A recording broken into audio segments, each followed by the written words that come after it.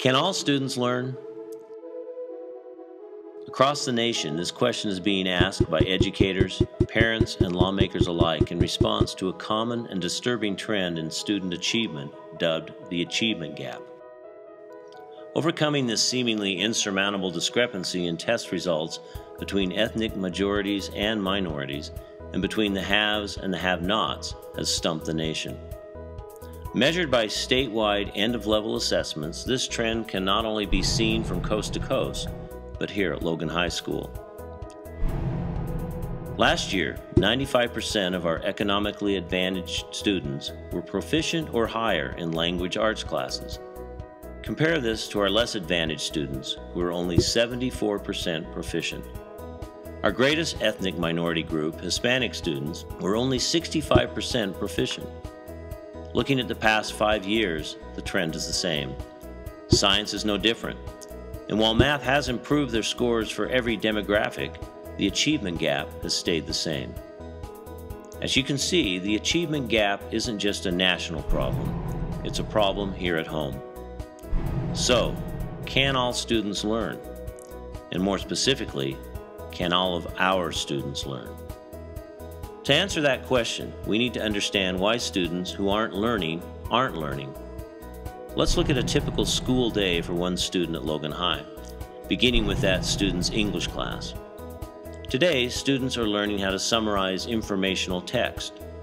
If the teacher uses effective teaching strategies in class, then he can expect that 80 to 85% of the students in the classroom will learn how to summarize informational text. If there are 40 students in the class, 85% means 34 students will walk out of that class having understood the lesson. That's pretty good, but what happened to the other 6? Whether they didn't learn because they were lazy and apathetic, distracted, stressed out, or simply lacked the skills to do so, they still didn't learn the day's objective. Will they ever learn how to summarize informational text?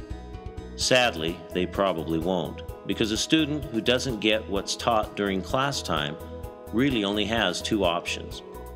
He can ask the teacher for help, which usually ends in a referral to come in before or after school, or he just won't ask for help at all and will go on to his next class. Sadly, this acceptance of failure is the most common response. But the problem doesn't stop there. Imagine what happens when these 40 students leave their English class. The 34 who understood their English lesson go on to other classes. Some of them might not understand the math lesson, or the science lesson, or the music lesson, causing them to have the same problem as the 6 who missed it in English. Statistically, those 6 from English will likely struggle in other classes as well, and when a student starts to see failure in multiple areas, their feeling of hopelessness compounds until they start to see themselves as failures in every area. This starts such an epic losing streak that they often just give up and seek acceptance in other places. These losing streaks usually start all the way back in elementary school, so by the time they reach high school, they've grown accustomed to failing. Some even expectant.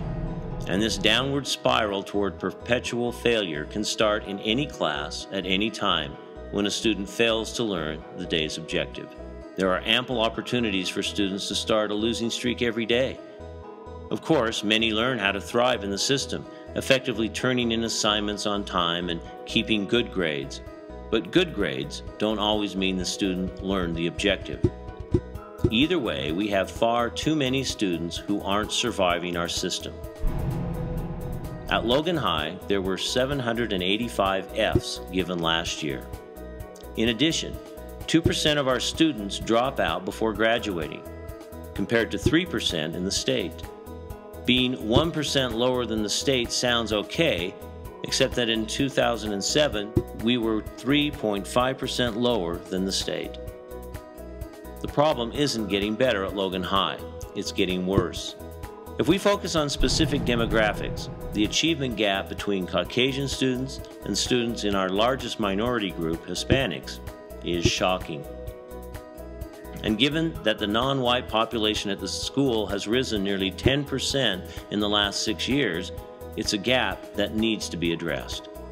We need to do something for all students, but especially for our minority and economically disadvantaged students, because what we're doing now is obviously not closing that gap. As students and parents, we're surviving a difficult situation, but many of our minority and economically disadvantaged students aren't. Which brings us back to our initial question. Can all of our students learn? The answer is yes.